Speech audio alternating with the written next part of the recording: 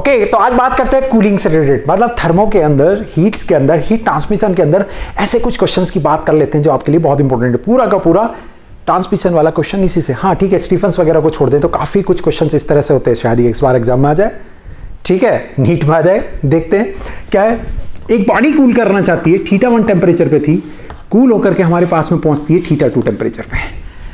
हमसे कहा गया कि यहां से लेकर के यहां तक टाइम हमें T लगा और बाहर का जो एटमॉस्फेयर का जो टेम्परेचर है वो θ0 है, तो हमें बताइए कि आखिरकार ये टाइम कितना लगा होगा। क्योंकि ये कूल हुआ है तो हम क्या करेंगे, θ1 डिफरेंस बड़ा होना चाहिए, मतलब बहुत माइल्यूट नहीं होना चाहिए, बहुत नियर बाई नहीं होना चाहिए, 0.100 में नहीं होनी चाहिए, 0.0 वगैरह, थोड़ा सा बड़ा होना चाहिए, 1 डिग्री 2 डिग्री। तो θ1 से θ2 तक हमारा कूल हुआ है, टाइम T लगा है, ठीक है। इस इक्वल टू मेरे पास में क्या दिया हुआ है, K। यहाँ पर क्या होगा, दोनों का एवरेज ले लीजिएगा बाय 2 करके, और यहाँ θ0 मतलब ये सराउंडिंग वाला। That's all. बहुत सारे क्वेश्चंस हमारे पास में सोल्व हो जाया करते हैं। चलिए एक दो क्वेश्चंस की बात कर लेते हैं। जैसे मेरे पास में क्वेश्चन आया हुआ है, क्वेश्चन ये हमारा सारे एग्जाम में आया, मतलब आपका केरला में है, MPAT, उड़ीसा में, सब में आया हुआ। क्या क्वेश्चन आया हुआ है कि 5 मिनट लगते हैं 90 से 60 डिग्री कूल होने में, ठीक है। सराउंडिंग टेम्परेचर 20 डिग्री है, तो टाइम बताना है 60 से 30 होने में, मतलब 90 से हमारे पास में 60 होने में 5 मिनट लगते हैं। तो आपको ये बताना है कि टाइम आपका कितना लगेगा 60 से 30 होने में। तो सिंपल सी बात है, मेरे पास में टेम्परेचर क्या था, शुरुआत वाला 90 था, सेकंड टाइम में हमारे पास में कहां तक पहुंच गए, 60। तो मेरे पास में क्या हुआ, 90 माइनस 60, टाइम लगा 5 मिनट। अब इन दोनों का एवरेज, मतलब दोनों का समेशन कितना होगा, 150 बाय 2, सराउंडिंग कितना दिया हुआ 20। उसने कहा कि ये 5 मिनट लगते हैं इसको होने में, तो 60 से 30 होने में कितना टाइम लगेगा। तो 60 से 30 होने का मतलब ये 60 से 30 होना चाहते हो, टाइम हमें बताना है, इज इक्वल टू K है। अब 60 प्लस 30 बाय 2 माइनस 20, बस दोनों को डिवाइड करिए, आंसर आ गया, आपका आंसर आ गया। ऐसे करके क्वेश्चंस आपके बहुत आते हैं। बस 2 चीज़ों का ध्यान रखना है, एवरेज निकालना है हमें, ठीक है, पहले वाला टेम्परेचर, बाद वाला टेम्परेचर, इनका ध्यान रखना, उनसे एवरेज निकालना, सराउंडिंग का ध्यान रखना, दैट्स ऑल। इतना आपके पास में ये एक इंपॉर्टेंट में, मतलब आप जानते होंगे, मैं ये नहीं कह रहा आप नहीं जानते होंगे, लेकिन हम ऐसी कुछ चीज़ों के बारे में आपसे बात करना चाह रहे थे, हम बताना चाह रहे थे आपसे कि हाँ ऐसा क्वेश्चन आ गया तो हमें सॉल्व कैसे करके करना है। अब उसके बाद में आपका कंडक्टिविटी के क्वेश्चन जो आया करते हैं, ट्रांसमिशन की हम लोग बात करते हैं, हीट ट्रांसफर का, तो आपका बहुत ज़्यादा क्वेश्चन चलते रहते हैं कि इस तरह से कि हमारे पास में ये यहाँ से यहाँ टेम्परेचर θ1 है, यहाँ θ2 है, तो जैसे वहाँ पर पोटेंशियल का डिफरेंस होता है, यहाँ टेम्परेचर डिफरेंस से वहाँ पोटेंशियल डिफरेंस होने से करंट फ्लो होती है, किसमें, रेजिस्टेंस में। रेजिस्टेंस में पोटेंशियल डिफरेंस होने से करंट फ्लो होती है, V1 minus V2 by R is equal to क्या होगा, I होगा। ये यहाँ पर क्या होता है, पोटेंशियल डिफरेंस से करंट फ्लो होती है, और यहाँ पर आपकी हीट फ्लो हुआ करती है टेम्परेचर के डिफरेंस से, टेम्परेचर के डिफरेंस से हीट फ्लो हुआ करती है। रेजिस्टेंस मतलब हमारे पास में क्या हो जाना, θ1 माइनस θ2 अपॉन रेजिस्टेंस। वहाँ रेजिस्टेंस कुछ और है, यहाँ थर्मल रेजिस्टेंस है, और ये थर्मल रेजिस्टेंस हमारे पास में क्या होता है, length upon KA। A is what, cross section area, length cross section area. ये हमारे पास में, ये हीट हमारे पास में इस तरह से लेकर के चला करते हैं, इसके साथ हमारे पास में चला करती है। तो हीट इस बात पर डिपेंड करा करती है, ये सारी कहानी। तो ऐसे क्वेश्चंस हमारे पास में बहुत सारे आएंगे, बहुत सारे क्वेश्चंस यहाँ पर दिखाई देते हैं। वो किस तरह से क्वेश्चंस होंगे, सपोज करिए मेरे पास में ये क्वेश्चन है, यहाँ से कहता रहता है कि इस तरह से आगे की ओर ये ऐसे करके रॉड्स को मतलब कुछ इस तरह से दिखा दिया गया है, फिर हमसे इस तरह से ऐसे ऐसे करके कुछ कर दिया जाता है, ऐसे करके, मतलब ये क्या है, क्रॉस सेक्शन एरिया यहाँ से यहाँ तक क्या है, सेम है। हमारे पास में दोनों चीज़ें क्या चल रही, सारी चीज़ें सेम चल रही हैं। क्वेश्चन मेरे पास में है, ये JEE 2001 का है, आपसे कहता है 3 रॉड है मेरे पास में, 3 rods of the same material having the same cross section area have been joint at this figure, each rod is have same length, the length and right end are kept at the, हमसे क्या कहता है, इसको तो हमने 0 degree Celsius पे रख दिया, इसको हमने 90 डिग्री सेल्सियस पे रख दिया, इसको 90 डिग्री सेल्सियस पे रख दिया, तो बताइए ये वाला जो जॉइंट है उसका टेम्परेचर कितना होगा। तो यहाँ का करंट फ्लो, मतलब यहाँ करंट फ्लो यहाँ जाकर के बट गया है, मतलब यहाँ से अगर हीट फ्लो H है तो यहाँ H1 और H2 हो गया है। यहाँ का हीट फ्लो कब होगा, जब हम इस तरह से चलेंगे, या उधर से आकर के इधर की ओर हमारे पास में आ गया है, मतलब यहाँ से आने वाला हीट, यहाँ से आने वाला हीट यहाँ पहुँच गया, क्योंकि हीट का फ्लो हायर टेम्परेचर से लोअर टेम्परेचर की तरफ होगा। तो हमारे पास में ये दोनों जुड़ेंगे इसके बराबर, मतलब H is equal to H1 plus H2 होगा।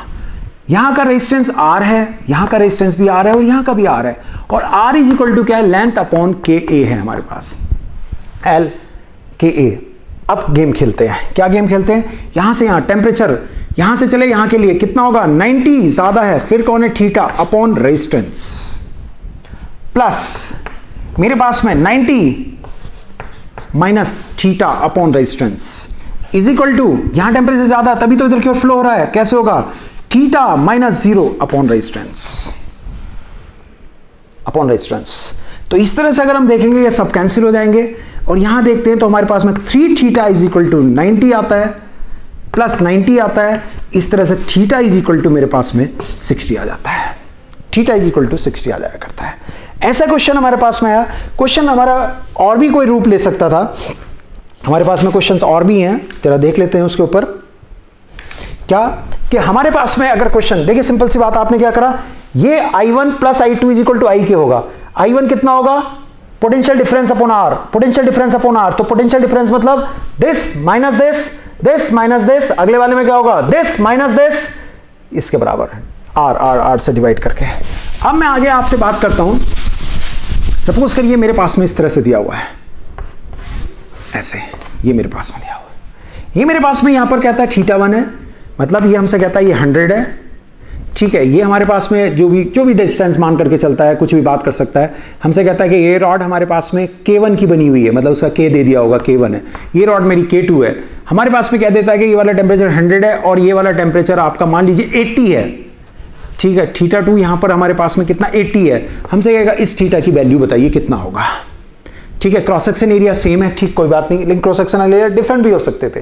तो हमारे पास में क्या होगा, जो करंट फ्लो होगी यहां से, जो इसमें करंट फ्लो होगी वही करंट इसमें फ्लो होगी एक तरह से, जैसे हम वहां बात करते हैं तो यहाँ हीट फ्लो है, यहाँ हीट फ्लो है, वहां करंट फ्लो है, तो हमारे पास में क्या होगा, यहां से जो जाएगी वो भी यहीं पर होगी। तो इसका मतलब क्या होगा, θ1 minus theta upon R1 is equal to क्या होगा, theta minus θ2 upon R2। R हम कैसे निकालेंगे, L अपॉन K1A से, ये वैल्यू इसको उठाइए यहां रख दीजिए, क्वेश्चन सॉल्व हो जाएगा। क्वेश्चन सॉल्व है, लेंथ इक्वल है तो लेंथ कैंसिल, A तो इक्वल है, K अलग अलग होंगे, K की वैल्यू के अकॉर्डिंग बात हो जाएगी, ठीक है। जब ये सीरीज में होते हैं तो इनको हम वैसे ही काम करते हैं, R1 R2 इस तरह से काम करते हैं। जब ये पैरेलल में होते हैं तो हम इनको उसी तरह से काम करते हैं जैसे रेजिस्टेंस पैरेलल में हुआ करते हैं। समेशन उसी तरह से होता है जैसे रेजिस्टेंस का पैरेलल में होता है, समेशन वैसे ही होता है जैसे सीरीज में समेशन हुआ करता है। इस चीज को अपने दिमाग में ध्यान रखे रहेंगे। इसी तरह से हमारे पास में अगर क्वेश्चन इस तरह से आ जाता है कि हमारे पास में इस तरह से दिया हुआ है और एक रॉड यहां पर रख दी है, एक रॉड हमारे पास में यहां पर रख दी इस तरह से, यहां कोई टेम्परेचर हमारे पास में दे दिया, मान लीजिए 100 दे दिया, कुछ भी कह सकता है, वो कहेगा K1 है, और यहां कहता है 30 है, यहां पर K2 दे दिया, यहां पर K3 दे दिया, यहां पर K4 दे दिया। वो कहने लगा इन दोनों में मतलब यहां करंट का फ्लो ना हो, जैसे वो रेजिस्टेंस में बोलते हैं, तो यहां पर क्या कहेगा, हीट का फ्लो ना हो। तो बताइए K1 K2 में क्या रिलेशन होगा, K1 K2 K3 में क्या रिलेशन होगा, तो सेम बीट स्टोन की तरह R4 R2 R1 R3 उस हिसाब से यहां पे काम करेंगे। यहां का हमारा पार R इज इक्वल टू क्या होगा, K हमारे पास में दिया तो L अपॉन KA, क्या होगा L अपॉन KA। तो यहां का रेजिस्टेंस क्या होगा, L upon K1A, L upon K2A, L upon K3A, L upon K4A, इस तरह से। करंट फ्लो ना हो जैसे वहां बोलते थे, हीट फ्लो ना हो तो वीट स्टोन के अकॉर्डिंग काम करेंगे। यहां पर क्या है, टेम्परेचर का डिफरेंस दिखा रखा है, वहां क्या होता है आपका पोटेंशियल का डिफरेंस होता है इस तरह से, तो बात तो एक ही हो गई। तो यहां पर अगर आपका फ्लो ना हो उसके लिए हमें क्या करना पड़ेगा, वीट स्टोन का कंसेप्ट है वो यहां पर लगा दीजिए, चीजें सॉल्व हो जाएंगी। तो कूलिंग वाला क्वेश्चन करके जाएंगे, मैंने आपको बताया था कि इस तरह से कनेक्शन है, तो इस वाले कॉन्सेप्ट को, मतलब क्वेश्चन आपके बहुत सारे इसके अंदर इंपॉर्टेंट होते हैं, लेकिन कॉन्सेप्ट आप इस तरह से लगा करके हमेशा चलेंगे। हमारे पास में एक क्वेश्चन और क्या करता है कि हीट फ्लो किसके प्रोपोर्शनल होगी, ये भी एक इंपॉर्टेंट है। यहां R1 है, यहां R2 है, यहां ये θ1 है, ये θ2 है, मतलब θ1 अगर बड़ा हो रहा है θ2 से, मतलब हीट का फ्लो अगर ऐसे करके हो रहा है तो हमसे कहेगा हीट फ्लो किसके बराबर होगी, तो हीट फ्लो प्रोपोर्शनल होता है R1 R2 upon R2 minus R1, ऐसे करके। ये भी एक इंपॉर्टेंट है। तो सर आप क्या बता रहे, क्या हमें पढ़ाना चाह रहे, अरे पढ़ने के लिए तो इसमें और भी क्वेश्चंस आप कर सकते हैं, वीन्स के अकॉर्डिंग, स्टीफेंस के अकॉर्डिंग कर सकते हैं। एक और क्वेश्चन इसके अंदर इंपॉर्टेंट होता है, रेट ऑफ कूलिंग, यहाँ टाइम ऑफ कूलिंग का था, ये रेट ऑफ कूलिंग वहीं से आया, ये भी उसको भी आप कर सकते हैं। फ्रीजिंग ऑफ आइस वो भी यहीं से है, उसको भी आप डायरेक्ट फॉर्मूले से कर सकते हैं। तो कुछ छोटी मोटी बातें आपको इसके अंदर मुझे समझानी थी, बता दिया। क्या? कूलिंग ऑफ ए बॉडी, उसके लिए टाइम। दूसरा, जब करंट फ्लो है, इसी तरह से हीट फ्लो के थ्रू टेम्परेचर निकालना। यहां से यहां का डिफरेंस, पोटेंशियल डिफरेंस होगा, करंट फ्लो करेगी, पोटेंशियल डिफरेंस होगा, करंट फ्लो करेगी। इसी तरह टेम्परेचर डिफरेंस होगा, हीट फ्लो करेगी, टेम्परेचर डिफरेंस होगा, हीट फ्लो करेगी। यहां पे जाने वाली करंट, यहां पे जाने वाली करंट क्योंकि सीरीज में सेम होगी, तो यहां पे जाने वाली हीट, यहां पे जाने वाली हीट भी सेम होगी। That's all. यहां रेजिस्टेंस क्या होते हैं वो आपको बता दिया। ठीक है, तो रिकवरी करिए। बैक हो रहा हूं आपको, तबीयत खराब होने के बाद मैं सही हो गई है। और थैंक यू कि आपने इतनी सारी बातें मुझे लेके, और बड़ा प्यार आता है अपने चुन्नू मुन्नू की तरह, छोटे छोटे से मतलब जब आप लिखते हो सर आज सही हो जाओ, ये हो जाओ, मतलब ऐसा लगता है छोटे से बच्चे मुझसे कह रहे अरे भाई सही हो जाओ, हैं अंकल जी सही हो जाओ, मैं टॉफ़ी खिला देना, हैं अच्छा लगता है। जैसे होता है ना घर में बोलते हैं अरे आप जल्दी से सही हो, नाराज होते रहते हो बड़ों से सब कुछ, लेकिन जब वो बीमार हो जाते हैं तो आप क्या कहते हो, आप सही हो जाओ फिर मैं आपके साथ घूमने चलूँगा, वो करने चलूँगा। तो ऐसे ही मेरे से कहते रहते हो कि सर आप सही हो जाओ फिर आपके साथ पढ़ेंगे। तो पढ़ते ही आपको ये दे दिया 4 क्वेश्चन है, प्रॉबिलिटी है कि इसमें से कोई क्वेश्चन फंसेगा।